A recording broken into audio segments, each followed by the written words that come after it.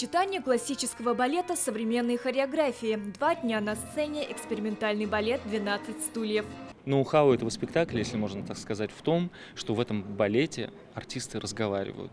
И это привлекает не только балетоманов, не только любителей классического оперно-балетного искусства, но и драматических зрителей. Я думаю, что те зрители, которые придут на этот спектакль, получат замечательное настроение. Этот спектакль мы еще за театром, за республикой не показывали.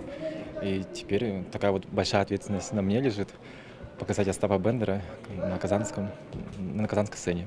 Месяцев 2-3 работали с балетмейстерами, которые приехали из Беларуси. Сразу видно, к гастролям якутские актеры готовились основательно. Для этого достаточно взглянуть на количество декораций, реквизитов и костюмов.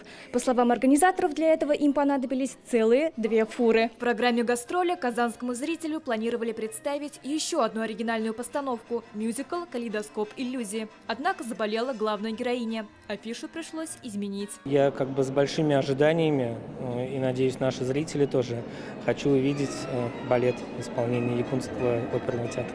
В год родных языков и народного единства межрегиональное сотрудничество, диалог культур – это очень важно. Большой гастрольный тур Театр оперы и балета Республики Саха Якутия приурочили своему 50-летию. Казань стала первым городом. Впереди Уфа, Йошкар-Ола, Ульяновск. Сирина Сахапова, Вадим Илларионов, ТНВ, Казань.